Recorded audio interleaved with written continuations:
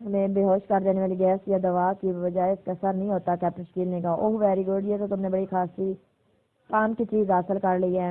Captain Shakeel نے حیرت بھرے لہجے میں کہا ہاں میں اپنی کار میں ایسی تمام چیزیں رکھتا ہوں۔ کیپٹن شکیل نے جواب دیتے ہوئے کہا اوکے پھر تو کام بن گیا، اب ہمیں صرف بے ہوش ہونے کی اداکاری ہی کرنی ہوگی۔ سفیر نے ایک طویل سانس لیتے ہوئے کہا اور کیپٹن شکیل نے اس بات میں سر ہلایا۔ پھر شیشے کا ڈھکن ہٹا کر اس نے 2 گولیاں اندر اور 2 گولیاں چوہان کو دی، 2 گولیاں اپنے منہ میں ڈال کر اسے شیشے کا ڈھکن بند کر دیا۔ مڑ کر اس نے ایک بار پھر کار کا کبھی دروازہ کھولا اور سیٹ اٹھا کر باکس کھولا اور اس میں شیشے کے اندر رکھ دی۔ اس کے بعد اس نے کار کو باقاعدہ لاک کر دیا۔ اب ہمیں اسی انداز میں اس طرف جانا ہے تاکہ وہ لوگ مشکوک نہ ہو سکے۔ صفدر نے کہا دونوں نے اس بات میں سر ہلا دیا۔ پھر وہ کوٹھی نمبر 8 کی سائڈ روڈ سے گزر کر اس کے اندر پہنچے تو وہاں 3 کاریں موجود تھی، تنویر، صدیقی اور نعمان نے تینوں کی۔ وہ آہستہ آہستہ دیوار کے ساتھ لگ کر آگے بڑھے چلے جا رہے تھے کہ اچانک تیز آواز کے ساتھ کوئی چیز ان کے پیروں میں گر کر پھٹی اور اس کے ساتھ صفدر کو ایسا محسوس ہوا جیسے اس کے جسم کو تیز سے گھومتے پنکھے سے باندھ دیا۔ چند لمحہ بعد اس کے دماغ پر چھائی ہوئی تاریکی میں ہلکی ہلکی روشنی نمودار ہوئی۔ اسی طرح اس کے ذہن میں یہ روشنی پھیلتی چلی گئی۔ پھر اس کی آنکھیں کھلی تو وہ بے اختیار اٹھ کر بیٹھ گئی۔ اس کے ساتھ ہی اس کے ذہن میں خیال آیا کہ کیپٹن شکیل کی دی ہوئی دوا کھا لینے کے باوجود بھی بے ہوش ہو گئے تھے۔ اس نے ادھر ادھر دیکھا تو اس کے چہرے پر بے اختیار مسکراہٹ دوڑ گئی کیونکہ اس کے ساتھ ہی فرش پر پڑے ہوئے کیپٹن شکیل اور چوہان دونوں کے جسموں میں بھی حرکت کے تاثرات واضح نظر آتے تھے۔ اس نے دیکھا کہ صالح، تنویر، نعمانی اور صدیقی بھی اس کمرے میں فرش پر پڑے ہوئے تھے، لیکن ان کے جسم مکمل طور پر بے ہوش و حرکت میں تھے۔ کمرے میں کسی قسم کا کوئی فرنیچر نہ تھا اور کمرے کا اکلوتا دروازہ بند تھا۔ صفدر تیزی سے اٹھا اور دروازے کی طرف بڑھ گیا۔ پھر اس نے دروازہ کھولنے کی کوشش کی لیکن دروازہ دوسری طرف سے بند تھا۔ اسی لمحے اس نے کیپٹن شکیل کی آواز سنائی دی تو وہ تیزی سے مڑا تو اس نے کیپٹن شکیل کو اٹھ کر بیٹھتے ہوئے دیکھا۔ یہ کیا ہوا ہے؟ ہم بے ہوش کیسے ہو گئے؟ کیپٹن شکیل نے کہا گیس شاید ہماری توقع سے زیادہ طاقتور تھی لیکن بہرحال گولیوں کی وجہ سے ہمیں جلدی ہوش آ گیا۔ صفدر نے کہا تو کیپٹن شکیل اس بات میں سر ہلا دیے۔ چند لمحوں بعد چوہان بھی ہوش میں آ گیا۔ دروازہ باہر سے بند ہے۔ صفدر نے کہا نہ جانے ان لوگوں نے ہمیں صرف بے ہوش کرنے تاکہ کیوں اپنے آپ کو محفوظ رکھا ہے۔ جس انداز میں ہمیں ان کے ہاتھ لگے ہیں ہمیں تو گولیوں سے اڑا دینا چاہیے تھا۔ چوہان نے کہا پھر اس سے پہلے کہ ان کے درمیان مزید کوئی بات ہوتی ہے اچانک دروازے کی دوسری طرف قدموں کی آواز سنائی دی۔ وہ تینوں بجلی کی سی تیزی سے دروازے کی دونوں سائڈوں پر دیوار سے پشت لگا کر کھڑے ہو گئے۔ چند لمحوں بعد دروازہ کھلا، مشین گنوں سے مسلح 2 آدمی تیزی سے اندر داخل ہوئے اور چوہان بجلی کی تیز سے جھپٹ پڑے جبکہ کیپٹن شکیل تیزی سے مڑ کر دروازے کی طرف آ گیا۔ کمرے کے باہر راہداری تھی، وہ راہداری میں آگے بڑھا ہی تھا۔ اس نے سائے پر ایک کمرے کے کھولے ہوئے دروازے سے باتوں کی آواز سنی، مادام آ رہی ہیں اس لیے جلدی سے انتظامات کر لو، ایک آدمی کہہ رہا تھا۔ کیسے انتظامات؟ دوسری طرف سے آواز سنائی دی بیرونی نگرانی کے متخصص سیکرٹ سروس کے ابھی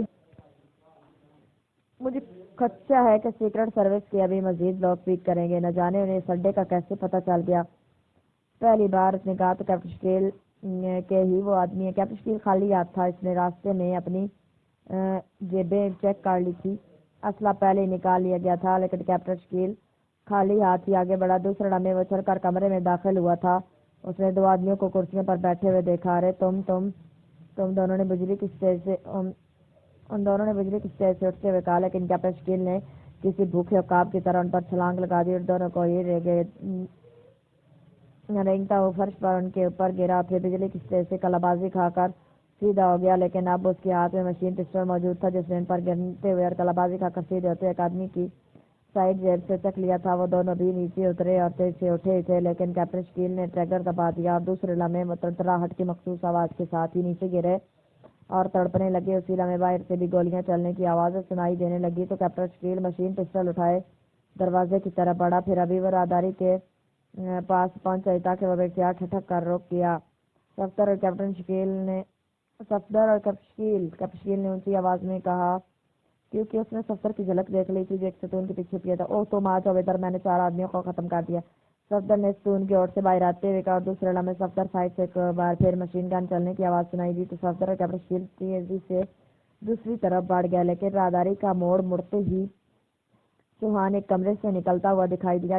یہاں 2 آدمی تھے اور مشینیں بھی نصب ہیں، میں نے دونوں کا خاتمہ کر دیا، چوہان نے کہا۔ اور چیکنگ کرو، صفدر نے کہا۔ وہ سے سارے لاتے ہوئے علیحدہ کوٹھی کی سائڈوں اور سٹورز کی طرف بڑھ گیا لیکن کوٹھی میں کوئی آدمی موجود نہ تھا۔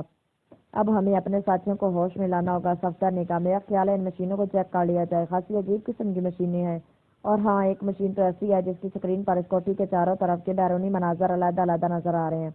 چوہان نے کہا اوہ آؤ ایسا نہ ہو کہ کوئی اور آ جائے۔ صفدر نے کہا تم دونوں یہاں جاؤ میں یہیں رکتا ہوں۔ کیپٹن شکیل نے کہا صفدر اور چاند سر لاتا ہوا مڑا اور اس کی طرف بڑھتے چلے گئے جس میں کمرے کی طرف بڑھتے چلے گئے جس میں چوہان نے مشینری سیٹ کر رکھی ہے۔ خاصا بڑا کمرہ تھا، اس میں دیوار کے ساتھ دو بڑی بڑی مشینیں نصب تھی جبکہ ایک مستطیل شکل کی مشین ایک میز پر رکھی ہوئی تھی جس کے سامنے کرسی تھی، لیکن کرسی ابھی فرش پر گری ہوئی تھی۔ کرسی کے ساتھ ہی فرش پر ایک آدمی کی لاش پڑی ہوئی تھی جبکہ دوسری لاش دروازے کے قریب پڑی ہوئی تھی۔ صفدر سمجھ گیا کہ ان دونوں کا خاتمہ چوہان نے کیا ہوگا۔ یہ میز پر موجود مشین پر بیرونی مناظر نظر آ رہے ہیں، چوہان نے کہا اور صفدر سر ہلاتا ہوا اس مشین کی طرف بڑھا۔ دوسرے لمحے وہ بے اختیار اچھل پڑا کیونکہ ایک منظر جو کوٹھی کا فرنٹ کا منظر تھا، ایک کار ابھی آ کر رکی تھی۔ پھر اس کار کو دیکھتے ہی صفدر اچھلا کیونکہ یہ کار عمران کی تھی۔ اوہ عمران صاحب بھی آ گئے، چوہان نے کہا کیونکہ عمران اب کار سے اتر کر کوٹھی کی طرف دیکھ رہا تھا۔ تم باہر جا کر عمران صاحب کو لے آؤ ورنہ وہ خواہ کی اچھل کود کرتے رہیں گے، صفدر نے کہا تو چوہان نے اس بات میں سارے لا دیا۔ تیزی سے دوڑتا ہوا کمرے سے باہر چلا گیا۔ تھوڑی دیر بعد صفدر کھلتے ہوئے دروازے کی طرف بڑھا۔ چوہان اور کیپٹن شکیل دونوں کو کوٹھی سے باہر نکل کر ہاتھ پھیرتے ہوئے دیکھا۔ اس کے ساتھ ہی عمران چونک پڑا تھا۔ صفدر مسکرا دیا۔ بہرحال اب وہ سمجھ گیا تھا کہ سارے ساتھی اس مشین کی وجہ سے نظروں میں آئے ہوں گے، اس لحاظ سے یہ خاصی کام کی مشین تھی۔ پھر عمران اس کوٹھی کے گیٹ کی طرف بڑھتا دکھائی دیا۔ تھوڑی دیر بعد عمران چوہان اور کیپٹن شکیل کے ساتھ کمرے میں داخل ہوا۔ ارے تم تو سب ٹھیک ٹھاک ہو، میں خواہ سارے راستے خوش ہوتا رہا۔ عمران نے اندر داخل ہوتے ہی کہا خوش ہوتے رہے کیا مطلب؟ صفدر نے مسکراتے کہا چیف نے مجھے بتایا کہ ساری ٹیم پکڑی گئی اور ہو سکتا انہیں ہلاک کر دیا گیا ہو، اس لیے میں جا کر خود چیک کروں۔ میں نے سوچا کہ چلو اچھی موت نصیب ہوئی ہے ساتھیوں کو، اور اچھی موت تو ظاہر خوش نصیبوں کو ہی ملتی ہے، اور جس کے دوست خوش نصیب ہو سے خوش تو بہرحال ہونا ہی چاہیے۔ عمران نے آگے بڑھ کر وہاں موجود مشینری کو غور سے دیکھتے ہوئے کہا اچھی موت کیا مطلب؟ میں سمجھا نہیں آپ کی بات۔ صفدر کے لہجے میں حقیقی آ رہا ٹشی ڈاگ جیسی تنظیم اور شی یا اس کے آدمیوں کے ہاتھوں مرنے والے شہید حسن بحری کہلاتے ہیں، کیا یہ اچھی موت نہیں ہے؟ عمران نے کر اس بار صفدر کے ساتھ ساتھ چوہان بھی ہنس پڑا جبکہ کیپٹن شکیل آنکھیں گھمانے لگ گیا۔ خاصی جدید مشین ہے، عمران نے مشینری کو دیکھتے ہوئے کہا۔ صاحب نے اس بات میں سارے لا دیا، باقی ساتھی کہاں؟ عمران نے پوچھا۔ وہ ادھر کمرے میں بے ہوش پڑے ہوئے ہیں، صفدر نے کہا۔ اوہ انہیں ہوش میں لے آؤ، اتنی دیر بے ہوش رہنے سے ذہن پر بھی اثر پڑ سکتا ہے، میں نہیں چاہتا کہ صالح کے ذہن پر کوئی اثر پڑ جائے، عمران نے صفدر کی طرف دیکھتے ہوئے کہا، اور صفدر بے اختیار مسکرا دیا۔ مادام شیری کو ہوش آیا تو اس نے چند لمحے آنکھوں کے سامنے دھند سی چھائی رہی، لیکن پھر آہستہ آہستہ اس کا شعور بیدار ہوتا چلا گیا۔ اس کے ساتھ ہی اس کے ذہن میں اس تکلیف کا تاثر ابھر آیا جو عمران نے اس کی گردن پر پیر رکھ کر اسے پہنچائی تھی۔ اس نے بے اختیار اٹھنے کی کوشش کی لیکن دوسرے لمحے اس کے حلق سے ایک طویل سانس نکل گیا کیونکہ وہ پہلے کی طرح کرسی پر راڈ میں جکڑی ہوئی بیٹھی تھی۔ کمرے میں کوئی آدمی موجود نہ تھا۔ اسے یاد تھا کہ عمران نے اسے انتہائی خوفناک تکلیف پہنچاتے ہوئے اس سے آسکر کی ٹرانسمیٹر فریکوینسی پوچھی تھی، اور ایسا کرتے ہوئے عمران کا رویہ پہلے سے یکسر بدل گیا تھا۔ اس کا مطلب تھا کہ آسکر نے یقیناً کوئی ایسا کام دکھایا ہے جس سے اسے یہ بھی یاد تھا کہ عمران نے کرسی کے عقب میں دیوار پر موجود کوئی بٹن پریس کیا تھا، اس کے جسم کے گرد راڈ غائب ہو گئے تھے۔ اس نے بٹن دبنے کی مخصوص آواز سنی تھی۔ مادام شیری نے گردن کو پیچھے کی طرف ممکن حد تک جھکا کر دیکھا۔ واقعی کرسی کے عقب میں دیوار پر سوئچ پینل موجود تھا جس کے درمیان ایک سرخ رنگ کا بڑا سا بٹن بھی موجود تھا۔ مجھے یہاں سے نکلنا چاہیے ہر قیمت پر، ہر صورت میں، مادام شیری نے بڑبڑاتے ہوئے کہا، لیکن ظاہر ہے اب صرف وہ نظروں کی مدد سے تو اس بٹن کو پریس نہ کر سکتی تھی۔ وہ سوچنے لگی کہ آخر کس طرح اپنے جسم کے گرد راڈ کو ہٹا سکتی ہے، لیکن موجود ذہن پر زور دینے کی اسے کوئی ترکیب سمجھ نہ آ رہی تھی۔ لیکن اب وہ اپنے ذہن پر زور دیتی رہی، پھر اچانک اس کے ذہن میں ایک خیال گونجا۔ وہ بے اختیار چونک پڑی۔ اس نے سانس اندر کی طرف کر کے اپنے جسم کو سکیڑا تو اسے محسوس ہوا کہ راڈ اور اس کے جسم کے درمیان کسی حد تک خلا پیدا ہو گیا۔ وہ اگر کوشش کرے تو اس خلا سے کھسک کر راڈ کی گرفت سے آزاد ہو سکتی ہے۔ چنانچہ اس نے سانس کو اور زیادہ اندر کی طرف کر لیا، مخصوص انداز میں اور زیادہ سکیڑ کر جسم کو اس نے کھسکنا شروع کر دیا۔ یہ اچھا تھا کہ اس کی پنڈلیوں کے راڈ سے وہ آزاد تھی، پھر اس کے پیروں میں جوتیاں بھی موجود نہ تھیں، ورنہ ظاہر ہے جوتیاں راڈ میں اٹک سکتی تھی۔ وہ مسلسل کوشش کرتی رہی، گوشت کے اوپر کی طرف اٹھنے کی رفتار خاصی سست تھی، لیکن بہرحال اس کا جسم اوپر کی طرف اٹھتا چلا جا رہا تھا۔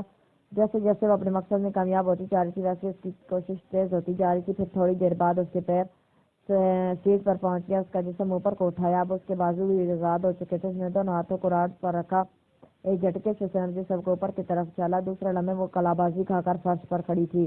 وہ بہرحال راڈ کی گرفت سے آزاد ہو چکی تھی، لیکن اب اصل مسئلہ باہر جانے کا تھا، اور اسے معلوم تھا کہ یہ مرحلہ ان راڈ کی گریس سے بھی زیادہ مشکل ہے، لیکن وہ مایوس نہ تھی۔ وہ دروازے کی طرف بڑھی، اس نے دروازے کو کھولا، دروازہ کھلتا چلا گیا، اسے بند نہ کیا گیا تھا۔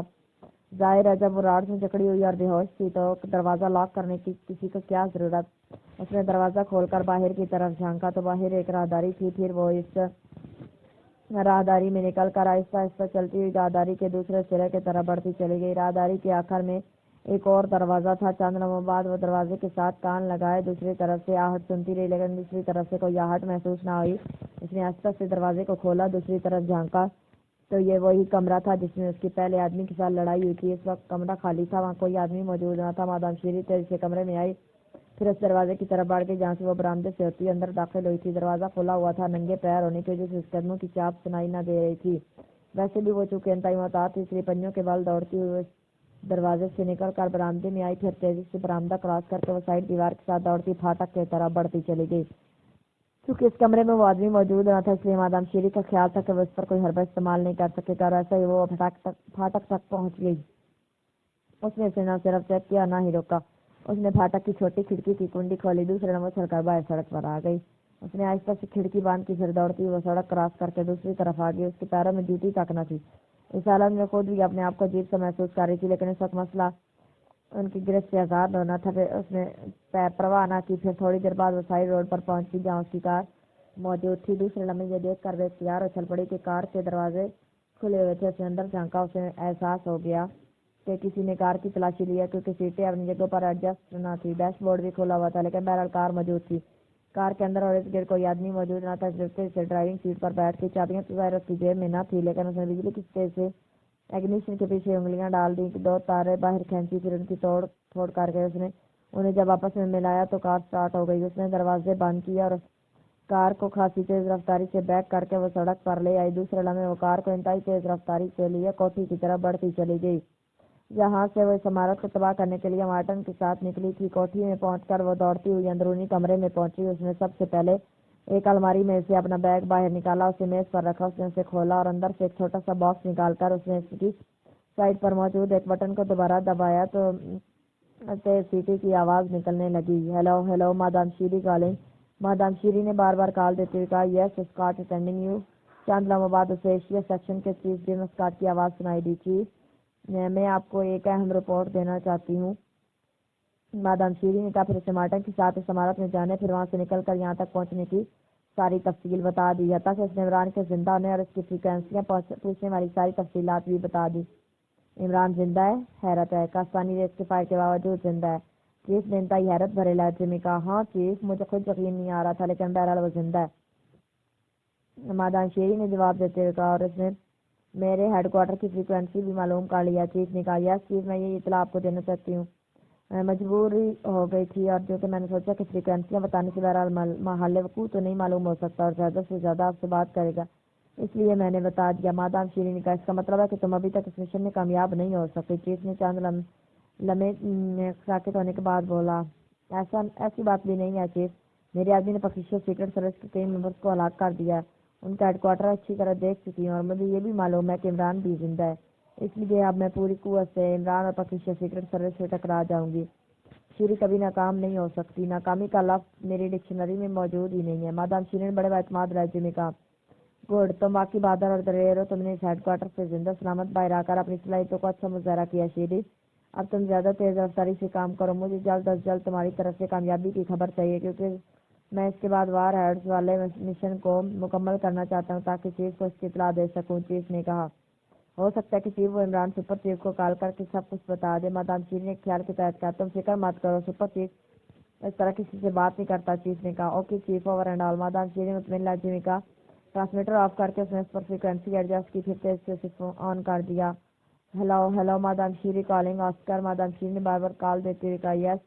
چند لمحوں بعد کہا گیا۔ مادام شیری بے اختیار چونک پڑی، کیونکہ آواز اجنبی تھی۔ کون بول رہا ہے؟ مادام شیری نے تیز لہجے میں پوچھا۔ مارٹی بول رہا ہوں مادام، اسی اجنبی آواز نے جواب دیا۔ مارٹی؟ کون مارٹی؟ آسکر کا آدمی دوسرے ساتھی کہاں ہے؟ مادام شیری کے لہجے میں انتہائی حیرت تھی۔ میں آسکر صاحب کا غلام ہوں، آسکر صاحب نے میری خدمات حاصل کی ہیں تاکہ میں گھر کے کام کر سکوں۔ آسکر صاحب اپنے ساتھیوں کے ساتھ کہیں گئے ہوئے ہیں، اس وقت میں اکیلا ہوں مادام۔ مجھے آسکر صاحب نے کہا ہے کہ آپ کی کال آئے تو میں کال اٹینڈ کر کے آپ کو بتا دوں کہ وہ سب ایک انتہائی اہم ضروری کام پر جا رہے ہیں، واپسی پر وہ خود آپ کو کال کر لیں گے۔ مارٹی نے تفصیل بتاتے ہوئے کہا، کب گئے ہیں؟ مادام شیری نے اس بار قدر مطمئن لہجے میں پوچھا۔ 2 گھنٹے ہو گئے ہیں مادام، مارٹی نے جواب دیا۔ آسکر واپس آئے تو اسے کہنا کہ مجھے فوراً کال دے، میں اسپیشل پوائنٹ پر موجود ہوں، over and all. Madam Sherry نے کہا اور ٹرانسلیٹر آف کر دیا۔ آ جائیں تو پھر اسے بلا کر کوئی خصوصی منصوبہ بندی کرنی پڑے گی، مادام شیری نے کہا اور ڈریسنگ روم کی طرف بڑھ گئی تاکہ لباس تبدیل کرنے کے ساتھ ساتھ دوسرے جوتے بھی پہن لے اور یہ میک اپ بھی کر لے، کیونکہ اسے معلوم تھا کہ جیسے ہی استعمال سے اس کی گمشدگی کا پتہ چلے گا وہ اسے پورے دارالحکومت میں پاگلوں کی طرح تلاش کریں گے۔ عمران اپنے ساتھیوں سمیت مشین روم میں موجود تھا، وہ ان مشینوں کا جائزہ لینے میں مصروف تھا جو موجود تھی۔ اچانک نگرانی کرنے والی مشین میں تیزی سے سیٹی کی آواز نکلی تو عمران بختیار چونک پڑا۔ یہ تو ٹرانسلیٹر کال جیسی آواز ہے، صفدر نے کہا تو عمران نے اس بات میں سر ہلا دیا، پھر اس نے اس مشین کے نیچے لگا ہوا ایک بٹن پریس کر دیا۔ ہیلو مادام شیری کالنگ۔ مشین میں سے مادام شیری کی آواز سنائی دی اور کوئی آدمی بے اختیار اچھل پڑا۔ اس کے چہرے پر انتہائی حیرت کے تاثرات ابھر رہے، کیونکہ مادام شیری کو تو وہ دانش منزل میں بے ہوشی کے عالم میں چھوڑ آیا تھا۔ بلیک زیرو کو کہہ آیا تھا کہ وہ اسے دوبارہ کرسی پر راڑ میں جکڑ دے، تو پھر یہ مادام شیری کی آواز۔ یس، عمران نے ہو پیچھے ایک بٹن آن کر دیا تھا۔ اس کے ساتھ مسئلہ یہ تھا کہ یہاں کے کسی آدمی کی اس نے آواز نہ سنی تھی، اس لیے وہ اس آدمی کی آواز کی نقل بھی نہ کر سکتا تھا، اس لیے اس نے ساتھ یس کہنے پر ایک اکتفا کیا تھا۔ کون بول رہا ہے؟ دوسری طرف سے مادام شیری کی انتہائی تیز اور تحکمانہ آواز سنائی دی۔ مارٹی بول رہا ہوں مادام، اس بار عمران نے کہا، کیونکہ ظاہر ہے وہ خاموش نہ رہ سکا۔ مارٹی، آسکر کہاں ہے؟ دوسرے ساتھی کہاں ہے؟ مادام شیری کے لہجے میں حیرت تھی تو عمران نے اسے کہانی سنانی شروع کر دی۔ وہ آسکر کا مقامی ملازم ہے اور آسکر اپنے ساتھیوں سمیت باہر گیا ہوا ہے۔ کب گئے ہیں؟ مادام شیری نے کہا، لیکن اس بار اس کے لہجے میں اطمینان تھا۔ عمران کا ستا ہوا چہرہ بھی نارمل ہو گیا، کیونکہ مادام شیری کا لہجہ بتا رہا تھا کہ عمران کی کرنی کامیاب رہی ہے اور وہ مطمئن ہو گیا۔ 2 گھنٹے تو ہو گئے ہوں گے، عمران نے جواب دیا۔ جب آسکر واپس آئے تو اسے بتانا کہ اس اسپیشل پوائنٹ پر میں موجود ہوں، اوور اینڈ آل، دوسری طرف سے کہا گیا۔ اس کے ساتھ ہی رابطہ ختم ہو گیا۔ عمران نے ایک طویل سانس لیتے مشین کو آپریٹ کرنا شروع کر دیا۔ وہ اس فریکوینسی کو چیک کرنا چاہتا تھا جہاں سے مادام شیری کال کر رہی تھی، لیکن مشین میں کوئی ایسا سسٹم نہ تھا، اس لیے اس نے چند لمحوں بعد ایک طویل سانس لیتے ہوئے مشین کے وہ بٹن آف کر دیے۔ یہ مادام شیری شاید اس گروپ کی سرغنہ ہے، صفدر نے کہا۔ ہاں، بہرحال آپ وہاں موجود ہمیں شفٹ کرنا ہوگی اور اس مادام شیری کو تلاش کرنا ہوگا۔ تم ایسا کرو کہ ویگن لے آؤ اور اس مشینری کو یہاں سے پہلے رانا ہاؤس پہنچا دو، پھر اگر چیف بنے گا تو اس دانش منزل شفٹ کر دیا جائے گا، کیونکہ میں چاہتا ہوں کہ یہ انتہائی جدید اور پیچیدہ مشینری براہ راست دانش منزل جائے۔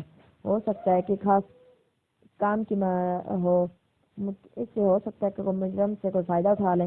عمران نے اپنے ساتھیوں سے کہا، اس مادام شیری کو بہتر پریس کرنا ہوگا، اس کا ولیہ اگر معلوم ہو جائے تو۔ نعمانی نے کہا، وہ آسانی سے میک اپ وغیرہ تبدیل کر سکتی ہے، اس لیے جب تک اس کے بارے میں کوئی ٹھوس کلیو نہیں ملتا تب تک اسے تلاش نہیں کیا جا سکتا، عمران نے کہا۔ عمران صاحب، جولیا نے مجھے دانش منزل کے سامنے ایک خاص کار کی چیکنگ اور نگرانی کا کہا تھا۔ میں نے وہ کار ایک سائڈ پر روڈ پر کھڑی چیک کر لی تھی، پھر میں نے اس کی تلاشی لی، لیکن اس میں کوئی خاص چیز نہ تھی۔ اس کے بعد میں جولیا نے کال کر کے یہاں بھجوا دیا۔ چیف نے کہا تھا کہ کار مادام شیری استعمال کر گیا، صفدر نے کہا تو عمران چونک پڑا۔ کار کیا نمبر بھی بتایا تھا اس کا؟ عمران نے جان بوجھ کر حیرت بھرے لہجے میں کہا، کیونکہ اسے یاد آ گیا تھا کہ یہ حکم اس نے خود بطور چیف دیا تھا۔ ہاں، صفدر نے کہا اور نمبر بتا دیا۔ اوہ، اب تم ایسا کرو کہ اس کار کو جا کر چیک کرو، اگر وہ اس سائڈ روڈ پر موجود نہ ہو تو پھر اسی شہر میں تلاش کرو۔ عمران نے کہا اور سب ساتھیوں نے اس بات میں سارے لا دیے۔ عمران تیز قدم اٹھاتا بیرونی دروازے کی طرف بڑھ گیا۔ وہ اب فوری طور پر دانش منزل پہنچنا چاہتا تھا تاکہ وہاں سے مادام شیری کے فرار کے بارے میں تفصیلات معلوم کر سکے، جس کے نقطۂ نظر سے انتہائی حیرت انگیز ہونے کے ساتھ ساتھ انتہائی خطرناک بھی تھی۔ البتہ صفدر وغیرہ کے دانش منزل کے سامنے آنے کی وجہ سے اس نے فیصلہ کیا تھا کہ وہ اقوی طرف سے اندر جائے گا۔ مادام شیری میک اپ کر کے اور لباس تبدیل کر کے آسکر کی کال کا انتہائی بے چینی سے انتظار کر رہی تھی تاکہ جلد از جلد اس عمارت پر دوبارہ حملہ کرنے کی کوئی کوشش کی جا سکے، لیکن آسکر کے طرف سے باوجود اس کی شدید انتظار کے کال ہی نہ کی جا رہی تھی۔ 1-2 بار تو اس نے سوچا کہ وہ خود دوبارہ کال کرے، لیکن پھر اس نے ارادہ بدل دیا، کیونکہ اسے معلوم تھا کہ آسکر جیسے ہی آئے گا وہ اسے کال کرے گا، اور کال نہ آنے کا مطلب تھا کہ آسکر بھی نہیں آیا۔ لیکن یہ بات اس کی سمجھ میں نہ آ رہی تھی کہ آسکر اپنے تمام ساتھیوں سمیت کہاں گیا اور کیا کر رہے۔ ابھی وہ کرسی پر بیٹھی ہوتی تھی، یہ ساری باتیں سوچ ہی رہی تھی کہ الماری موجود اس کے بیگ میں سے ایسی آواز سنائی دی جیسے فون کی گھنٹے بجتی ہو۔ وہ بے اختیار اچھل پڑی کیونکہ یہ آواز بتا رہی تھی کہ چیز کی طرف سے کال ہے، اور چیز کی طرف سے اتنی جلدی کال کرنا اس کے لیے حیرت کا باعث تھا۔ وہ جو بجلی کس تیز سے کرسی سے اٹھی، الماری کی طرف بڑھ گئی۔ اس نے الماری کھول کر اس میں موجود بیگ کو پھرتی سے کھولا اور اس کے اندر موجود ایک پتلا سا باکس نکال لیا۔ فون جیسی گھنٹے کی آواز اس باکس میں سے آ رہی تھی۔ ایک خصوصی ساخت کا فون تھا جس پر صرف کال سنی جا سکتی تھی، اور یہ فون باکس ہیڈ کوارٹر کی طرف سے شیڈاگ کے ٹاپ ایجنٹوں کو دیا جاتا تھا تاکہ کسی بھی لمحے ان کو کال کیا جا سکے۔ مادام شیری تیز سے مڑی، کرسی پر بیٹھ کر اس باکس کے اوپر والا حصہ کھولا۔ اندر موجود رنگوں کے بٹن اور بلب لگے ہوئے تھے۔ سبز رنگ کا بلب تیز سے جل بجھ رہا تھا۔ مادام شیری اس بلب کو دیکھ کر ہی سمجھ گئی کہ سیکشن ہیڈ کوارٹر سے کال ہے۔ اگر مین ہیڈ کوارٹر سے کال ہوتی تو سرخ رنگ کا بلب جل بجھ رہا تھا، اس لیے سبز بلب کے نیچے لگا ہوا بٹن پریس کر دیا۔ Hello hello chief calling, chief کی آواز سنائی دی۔ چونکہ یہ آلہ فون کی طرح کام کرتا تھا اس لیے اس میں بار بار اور کہنے اور بٹن دبانے کی ضرورت نہ تھی۔ یس شیری بول رہی ہوں، مادام شیری نے قدرے حیرت بھرے لہجے میں کہا، کیونکہ چیف کی کال تھی۔ پھر چیف کی اتنی جلدی کال آنے کی وجہ سے سمجھ نہ آ رہی تھی۔ شیری کیا تمہیں معلوم ہے کہ ایکشن گروپ کیا کر رہا ہے؟ دوسری طرف سے انتہائی تلخ لہجے میں پوچھا گیا۔ یس چیف، آسکر اپنے ساتھیوں سمیت کہیں گیا ہوا ہے۔ اس نے ملازم مارٹی نے کال اٹینڈ کی تھی، جسے مجھے بتایا تھا، اور اب میں اس کی واپسی کا انتظار کر رہی تھی کہ آپ کی کال آ گئی، لیکن آپ کیوں پوچھ رہے ہیں؟ مادام شیری نے تیز لہجے میں کہا۔ شیری، آسکر سیکشن گروپ کے سب آدمی ہلاک ہو چکے ہیں، دوسری طرف سے کہا گیا۔ تو مادام شیری جو کرسی پر بیٹھی تھی بے اختیار اچھل کر کھڑی ہو گئی۔ ہلاک ہو گئے ہیں؟ نہیں چیف، یہ کیسے ممکن ہے؟ اوہ نہیں، ایسا تو ممکن ہی نہیں، مادام شیری نے حیرت بھرے لہجے میں کہا۔ ان سب کی لاشیں ان کے اڈے پر پڑی ہوئی ہیں اور وہاں موجود مشینری بھی غائب ہے۔ میں نے آسکر کو ایک خصوصی پیغام دینے کے لیے کہا تو مجھے کال کا جواب نہ ملا، جس پر میں نے وہاں سے فکسر میرے حکم پر آسکر ہر روز کی طرح نصب کیا کرتا تھا جہاں وہ اڈا بناتا تھا۔ یہ اکثر فکسر کیونکہ خفیہ ہوتا ہے، اس لیے یہ عام انداز میں کسی کو نظر نہیں آ سکتا۔ ایسا اکثر فکسنگ سے میں نے چیکنگ کی تو آسکر اور اس کے ساتھی کی لاشیں وہاں پڑی ہوئی بکھری ہوئی نظر آئی، جبکہ کمرہ خالی تھے، وہاں کسی قسم کی کوئی مشینری موجود نہ تھی۔ چیف نے انتہائی سرد لہجے میں کہا تو شیری نے انتہائی مجوسانہ لہجے میں کہا۔ پھر وہ کرسی پر اس طرح ڈھیر ہو گئی جیسے اس کے جسم سے یک لخت جان نکل گئی ہو۔ اس کا مطلب ہے کہ شیری پاکستان سیکرٹ سروس نے اس اڈے کا سراغ لگا لیا ہے، پھر انہیں ہلاک کر کے وہ وہاں سے مشینری لے گئے ہیں، اور یقیناً تمہیں تلاش کر رہے ہوں گے۔ مجھے یقین ہے کہ بہرحال وہ تمہیں تلاش کریں گے۔ اس نے کارکردگی بتا دی اور کہا کہ وہ انتہائی ماہر ہے۔ دوسری طرف سے کہا گیا، مجھے وہ کیسے ٹریس کر لیں گے چیف؟ مادام شیری نے کہا۔ آسکر کو تمہارے اس پوائنٹ کا علم ہے؟ چیف نے کہا۔ اوہ ہاں، اسے تو معلوم ہے، مادام شیری نے چونک کر کہا۔ اس کے باوجود اگر وہ تم تک اب تک نہیں پہنچے تو اس کا مطلب ہے کہ آسکر سے وہ اس کے گروپ کے متعلق اسے کوئی معلومات نہیں ملی، لیکن بہرحال وہ ہمیں تلاش کر رہے ہیں۔ تم اس ہیڈ کوارٹر کے والی عمارت میں کس چیز پر گئی تھی؟ اب بات کرتے کرتے اچانک چیف نے چونکتے ہوئے لہجے میں پوچھا۔ اس کا انداز ایسا تھا جیسے اسے بات کرتے کرتے اچانک اس بات کے پوچھنے کا خیال آ گیا۔